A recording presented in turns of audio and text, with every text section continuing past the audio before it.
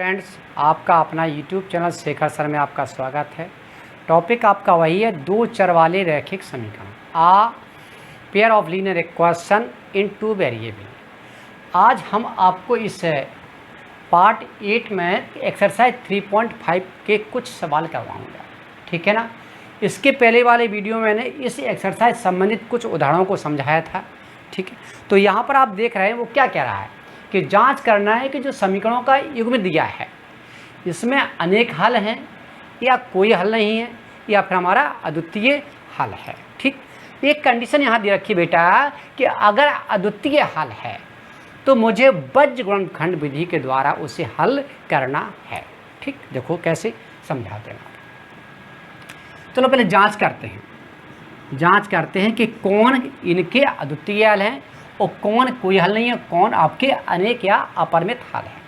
इसको चेक करते हैं। मान लीजिए इसको दे देते समीकरण फर्स्ट और इसे देते सेकंड। यहाँ इसको हम हल कर रहे हैं, जरा समझो। तो हम क्या लिखेंगे, भाषा एक लिखना है बेटा, क्या कि समीकरण फर्स्ट व सेकंड के गुणांकों की तुलना करने पर ए लैंग्वेज को आपको लिखना पड़ेगा, ठीक है ना। देखो फर्स्ट यानी कि a1 अपॉन a2 समझना बेटा। a1 क्या है, x का गुणांक है समीकरण फर्स्ट में, तो यहाँ पर गुणांक क्या माना जाएगा, 1। जब कोई गुणांक नहीं होगा तो माना जाएगा 1। क्यों माना जाएगा बता चुके हम आपको। अगर इस समीकरण की आप किससे a1 x प्लस के b1y प्लस c1 से कंपेरिजन करते हैं तो x से x कैंसिल हो जाएगा, यहाँ से बचेगा a1। जब x का भाग x में लगेगा तो बेटा 1 आएगा, इसलिए उसका गुणांक 1 माना जाता है। तो 1 आ गया, अपॉन इसका कितना आ गया, 3 आ गया। इसी प्रकार से यहाँ पर क्या लेंगे, b1 अपॉन b2। b1 क्या है, y का गुणांक, तो यहाँ से माइनस का 3 है और यहाँ से माइनस का 9 है। 3 कम 3 और 3 को 9, ठीक। उसके बाद अचर पद c1 अपॉन c2, क्लियर है। अचर पद बेटा माइनस का 3 है और यहाँ पर माइनस का 2 है, माइनस से माइनस कैंसिल हो जाएगा, 3 अपॉन 2 आ गया। चेक करो जरा, चेक क्या करना, देख रहे हैं कि a1 अपॉन a2 बराबर b1 upon b2 not equal c1 upon c2। 1/3 1/3 दोनों बराबर हैं तो a1 upon a2 b1 upon b2 बराबर होंगे, लेकिन यहाँ पर 3/2 जो बराबर नहीं है तो आपका प्रतिबंध a बनता है। और अगर ये प्रतिबंध आ जाए इस प्रकार से तो आप वीडियो जो आपका पार्ट 1 है उसको देखोगे तो सब कुछ क्लियर हो जाएगा कि इसका मतलब क्या होता है। इसका मतलब होता है कि अतः समीकरणों युग्म के का कोई हल नहीं है, कोई हल नहीं है। इस प्रकार से आप कहा जाए, ठीक है ना।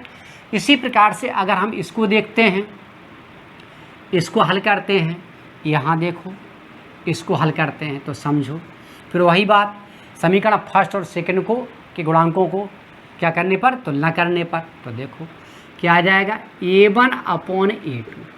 a1 क्या है, 2 है, a2 क्या है बेटा, 3 है, लिखा रहेगा। इसी प्रकार से b1 अपॉन b2, b1 क्या है, 1 है, b2 क्या है, 2 है। इसी प्रकार से c1 अपॉन c2, तो c1 क्या है, इधर आएगा बेटा तो माइनस का 5 हो जाएगा और ये भी इधर आएगा तो माइनस के 8 हो जाएंगे, ठीक है ना। तो यहाँ हम देख रहे हैं कि आप यहाँ पर a1 अपॉन a2 2/3 आया और जबकि b1 अपॉन b2 बनाया, तो हम कह सकते हैं कि a1 upon a2 not equal b1 upon b2। तो ये कैसा है, अगर ये प्रतिबंध आ जाता है तो हम कह सकते हैं कि आपका किनका समीकरण यानी कि समीकरणों युग्म का अद्वितीय हल है। क्लियर बात है, अद्वितीय हल है। तो इसका मतलब ये होगा कि इसको हम अद्वितीय हल है तो इसको बीजगणित विधि के द्वारा हल करेंगे। इसी प्रकार से ये तो हमारा सेकंड पार्ट हो जाता। यहाँ पर थर्ड भी समझा देते हैं। देखो थर्ड क्या, फिर वही तुलना करेंगे तो a1 अपॉन a2 बराबर क्या है, 3/6 हो जाएगा। इसको क्रॉस करेंगे तो 1/2 आ जाएगा। B1/B2 देखेंगे तो माइनस के 5/-10, 5 एकम 5, ठीक है ना, 5 दूनी 10, 1/2 आ जाएगा। C1/C2 निकालेंगे, बराबर में है, इधर लाएंगे तो माइनस का 20 माइनस का 40 बराबर 1/2, क्योंकि 20 एकम 20, 20 दूनी 40। तो यहाँ आप देख रहे हो कि A1/A2 बराबर B1/B2 और बराबर C1/C2, क्योंकि तीनों का जो अनुपात है वो 1/2 आया। अगर ये कंडीशन आ जाती है तो हम क्या लिखेंगे, समीकरणों युग्म के अनेक हल हैं, ठीक है ना, अनेक हल होंगे। ठीक, इसके अनेक हल होंगे, इसका मतलब इसको हम हल नहीं कर सकते। इसको देख लीजिए आप, चौथे पार्ट को देखो, समझो। तो चौथे को यदि हम देखते हैं तो क्या होगा, A1/A2 तो आपका 1/3 आ गया। B1/B2 माइनस का 3 माइनस का 3, 3 से 3 कट गया, बराबर 1 आ गया, यानी कि 1/1 आ गया। इसी प्रकार से C1/C2 माइनस का 7 माइनस के 15। ठीक, यानी कि आप देख रहे हो कि A1/A2 का अनुपात 1/3 है, और जबकि B1/B2 का अनुपात 1/1 है, यानी कि ये बराबर नहीं है। तो इसका भी हमारा अद्वितीय हल है। किसका? अद्वितीय हल है। तो अद्वितीय हल किसका है? अद्वितीय हल आपका इसका है, और अद्वितीय हल आपका इसका, इन दोनों का अद्वितीय हल है। यानी कि इन दोनों समीकरणों को हमें क्या करना पड़ेगा, बज्र गुणनखंड विधि के द्वारा हल करना पड़ेगा। ठीक है, तो इस प्रकार से आपको समझ। अब आप देखो हम कौन सा करेंगे, इसको करेंगे। ठीक है ना, तो देखो जरा,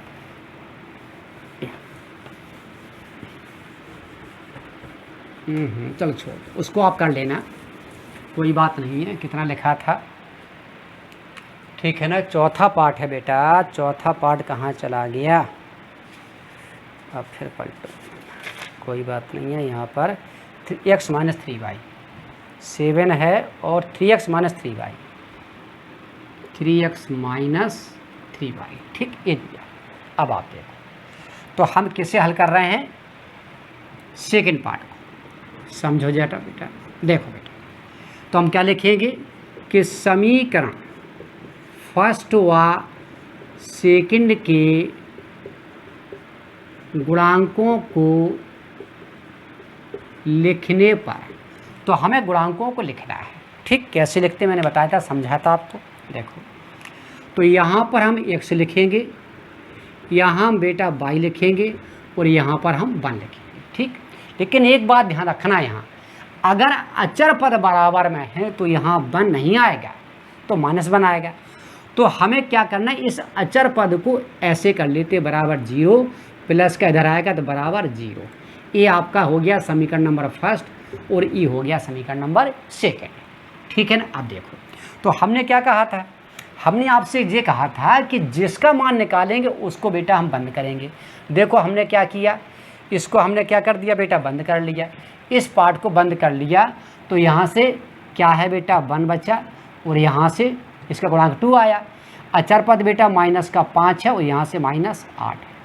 अब देखो y के पद को हम बंद करेंगे, इस वाले को करेंगे, तो यहाँ से क्या बचेगा, पहले अचर पद वाला पद, तो -5 और -8, यानी कि y को मैंने बंद किया, तो पद में 2 और ये आपका 3 है, ये 3 हो गया। अचर पद को लेंगे तो अचर पद मैंने बंद कर दिया, तो बचा क्या, x का गुणांक 2 और 3, और y का गुणांक 1 और 2। इस प्रकार से हम लिखते हैं। हमने एक बात आपको समझाई बेटा कि जब भी x का मान हम निकालते हैं, इस x का मान निकालेंगे तो क्या करना है, फिर देखो, ये देखो, वो बराबर आपका 1। समझो क्या, कि जब हम x का मान निकालेंगे तो हमेशा पहले इसका गुणा इसमें करेंगे, ऊपर से नीचे, ऊपर से हमेशा नीचे करते हैं, ध्यान रखना। ठीक, अब देखो 8 एकम 1, यानी कि 8 एकम -8 हो गया। यहाँ काय का चिन्ह लगाएंगे हम, माइनस का, सूत्र के अनुसार बेटा। और जब इसका गुणा हम इसमें करेंगे तो 2 पंचे 10, माइनस प्लस माइनस माइनस जी रखा है, तो प्लस का बेटा 10 हो जाएगा। कन्फर्म हो गया, क्लियर है। इसी प्रकार से 5 या 15 माइनस के, और माइनस चिन्ह पहले से होता है, और इसका हम इसमें गुणा करेंगे तो 8 दूनी 16, माइनस का 16 और माइनस जो है तो बेटा प्लस का 16 आ गया। इसी प्रकार से 2 दूनी 4 रहेगा और 3 का इसमें गुणा करेंगे तो 3 एकम 3, क्योंकि प्लस का तो माइनस का माइनस रहेगा। तो यहाँ से मान निकल के आता है x बराबर 2 निकल के आता है, और यहाँ से y अपॉन 16 में से 15 गया आपका 1 निकलेगा, और यहाँ से 1/1 निकलेगा। तो हमने आपको क्या बताया, हमने बताया कि x को करेंगे पहले अचर पद के बराबर, जब हम करेंगे तो x अपॉन कितना है 2 लिखा, 1/1 क्रॉस मल्टीप्लाई जब गुणा कर देंगे बेटा तो x बराबर यहाँ से 2 निकल के आ जाएगा। अब इसको y को भी किसके बराबर करेंगे, अचर पद के बराबर, तो जब हम y अपॉन क्या लिखा 1, और ये 1/1 यानी कि y बराबर आपका 1 निकल के आ गया। तो यहाँ पर जो इसके प्रतिच्छेद बिंदु निकल के आए हैं, x बराबर बेटा 2 निकल के आए और y बराबर 1 निकल के आए, यही हमारा आंसर है। ओके, तो सवाल नंबर बेटा दूसरे का फर्स्ट पार्ट कहता है कि a तथा b के किन मानों के लिए जो समीकरण का युग्म दिया है इसके अनेक हल होंगे।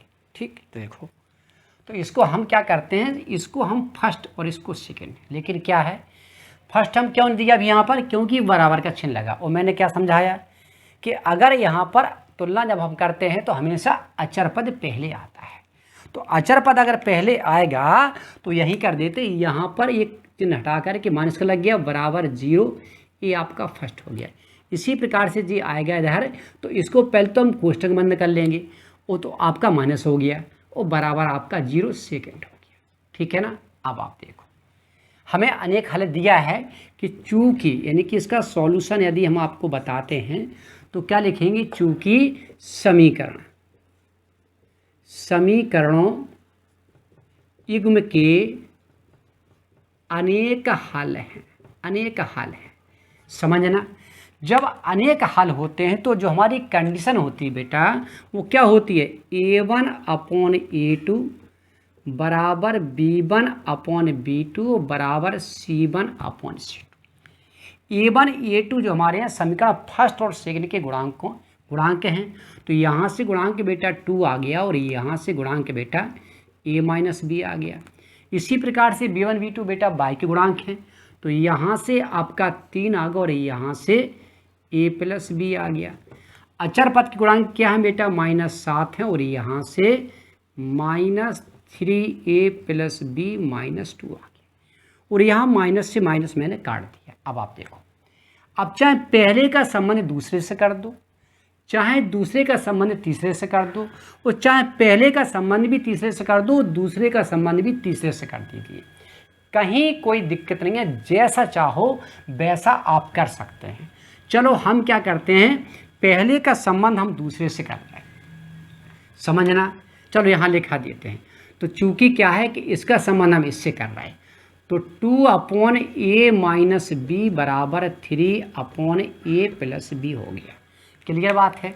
अब आप देखो, हम देख रहे हैं गुणा करेंगे 2 का इसमें का 2 हो जाएगा, और यहाँ 3 है, तो देख रहे हैं कौन बड़ा है, 3 बड़ा है, तो पहले इसका इसमें गुणा करेंगे, तो बेटा जे हो जाएगा आपका 3a-3b और बराबर जे हो जाएगा 2a+2b। अब इधर लाओ, तो 3a-3b इधर आएगा तो -2a, ए बी -2b बराबर 0। 3 से 2 गया बेटा ए बचा, और 3 -2 -3 -2 यानी कि -5b बराबर 0। ये समीकरण हो गया आपका थर्ड है, क्योंकि फर्स्ट और सेकंड आपका मैंने मान लिया। अब आप देखो, अगर हम इसका बराबर ये कर दिया, अब हम इसको बराबर ये करना चाहेंगे, तब क्या लिखेंगे, तब हम लिखेंगे कि 3/a+b और बराबर 7/3a+b -2। समझो यहाँ फिर 7 का गुणा ये में करेंगे तो 7 हो जाएगा, 3 का गुणा 3 में करेंगे तो 9a हो जाएगा। यही तो समझने वाली बात है। तो पहले पद हम जो लिखेंगे जो बड़ा है, हालांकि आप ये भी लिख देंगे गलत नहीं माना जाएगा, लेकिन आपका आ जाएगा। थोड़ा प्रॉब्लम होगा, प्लस माइनस वाला मामला थोड़ा आपको परेशानी हो जाएगी, तो आसान करो ना, क्लियर बात है। तो 3 3 को 9, आपका 9a हो गया, 3 एकम 3 3b हो गया, 3 दूनी 6 7a हो गया, और प्लस के 7b करो बेटा पक्षांतर, तो 3a+ के 3b या यूँ मान लीजिए 3 देख इधर लाएंगे यानी कि सॉरी 9a, इसको इधर लाएंगे तो माइनस का 7 हो जाएगा, प्लस का 3 भी लिखा रहा है, इधर आएगा तो माइनस का 7 भी हो जाएगा, और जो माइनस का अचरपद उसको ले जाएंगे तो बराबर 6 हो जाएगा। 9 में से 7 क्या बेटा 2 आ गया, और आपका 9 में से 7 गया तो आपका 2 बचा, और 7 में से बेटा 3 गया तो माइनस का 4b आ गया, और बराबर 6। यहाँ पर 2 है, यहाँ पर 4 है। अगर यहाँ से हम 2 कॉमन ले लेते हैं तो a माइनस बी बराबर सॉरी यहाँ पर बेटा 2 कॉमन लेंगे, 2 का भाग 2 चला जाएगा, और 2 का भाग 4 में देंगे तो 2b हो जाएगा, बराबर 6 होगा, और 2 से यहाँ कट जाएगा आपका 6। तो यहाँ पर a माइनस 2b बराबर के 3, ये आपका 4th हो गया। अब आप देख रहे हैं कि यहाँ पर आपका 3rd और 4th ये 2 समीकरण आ गए। ऐसी यहाँ पर कोई भी कंडीशन नहीं है कि इसको मुझे बज्र गुणनखंड विधि के द्वारा ही लगाना है। तो इस एक्सरसाइज में जो आप चाहो, ठीक है ना, उसे आप लगा सकते हो, चाहे बज्र गुणनखंड विधि के द्वारा है, चाहे विलोपन, चाहे प्रतिस्थापन, इनकी जो आपको सरल हो, आसान हो, उस विधि को आप यहाँ पर ठोक दो बेटा, सवाल आ जाएगा, कन्फर्म है। देखो यहाँ ये अकेला यहाँ पर एक गुणांक है, यानी कि मुझे गुणांक मतलब कि गुणा करने की आवश्यकता नहीं है। तो हम क्या करेंगे, यहाँ हल कर लेते हैं। हम सीधा लिखेंगे समीकरण फर्स्ट व सेकंड से। देखो बेटा फर्स्ट क्या है, a माइनस 5b बराबर 0 और a माइनस 2b बराबर 3। ठीक बेटा, यहाँ लिखेंगे घटाने पर, क्यों, दोनों काय के हैं, प्लस के हैं, और जब तक माइनस नहीं करेंगे बेटा ये हल नहीं होगा, ये प्लस हो जाएगा माइनस, ये आपका कट गया प्लस माइनस। 5 में से बेटा 2 गया तो माइनस का 3b बचा, और ये माइनस का 3 से 3 चला गया, माइनस से माइनस का चला गया, b बराबर बेटा बना गया। इस b का मान समीकरण चाहे तो आप 3rd में रख दो, ठीक है बेटा, और चाहे आप 4th में रख दो, कोई दिक्कत नहीं है। यहाँ पर बेटा समीकरण 3rd और 4th की बात कर रहा है, ठीक है, समझो। तो देखो 3rd हमारा क्या है, 3rd हमारा है a माइनस 5b बराबर 0, और चूँकि b बराबर बेटा 1 दिया है तो a लिखा रहेगा -5 × 1 बराबर 0, यानी कि a बराबर बेटा 5 आपके इधर ले जाएंगे, -5 है तो आपका 5 आ जाए। कहने का मतलब है यहाँ आप कह सकते हो कि चूँकि a बराबर 5 तथा b बराबर 1 के लिए समीकरणों युग्म के अनेक हल होंगे। ठीक है बेटा, अनेक हल होंगे, कन्फर्म है। क्वेश्चन नंबर आपका दूसरे का सेकंड पार्ट, के की किस मान के लिए जो समीकरणों का जो युग्म दिया है बेटा उसका कोई हल नहीं है, ठीक है ना। तो अभी थे अनेक हल, अब कोई हल नहीं, इसके पहले मैंने अद्वितीय हल बताए, यानी कि तीनों कंडीशन यहाँ पर मैंने आपको समझा दी हैं। तो हमें मेथड को समझना, सवाल को रटना नहीं है, ये मेरा ऐसा मानना है। यदि आप बाकी में कॉन्सेप्ट किसी का समझ गए तो समझ लीजिए वो चीज़ आपको आने लगेगी, ठीक है बेटा। देखो ज़रा, तो इसका जो आप सॉल्यूशन हम आपको दे रहे हैं, समझो इसको। फिर वही बात है, हम क्या करेंगे कि इसको यहाँ पर 1 इधर लाएंगे तो माइनस का हो जाएगा, और बराबर 0 तो ये फर्स्ट हो जाएगा, क्योंकि मुझे अचरपद को पहले लाना है, मैं बता चुका हूँ। इसी प्रकार से पहले तो इसको कोष्ठक बंद कर दो, और जब ये इधर आएगा तो माइनस का होगा, इसलिए ये बराबर माइनस बन गया, और ये आपका सेकंड हो गया। अब आप देखो, फिर वही मुझे तुलना करना, डायरेक्ट क्या लिख देंगे कि समीकरण फर्स्ट व सेकंड के गुणांकों की तुलना करने पर, ठीक है बेटा। तो देखो गुणांक तुलना करेंगे, लेकिन कंडीशन क्या है, चूंकि ये भी तो लिखा है कि समीकरण का कोई हल नहीं है, कोई हल नहीं है। अगर कोई हल नहीं है तो कंडीशन क्या है, कंडीशन बेटा है हमेशा कोई हल के लिए a1/a2 बराबर b1/b2 बराबर C1/C2 नॉट इक्वल, ये कंडीशन है जब कोई हल नहीं होता है। तो क्लियर बात है।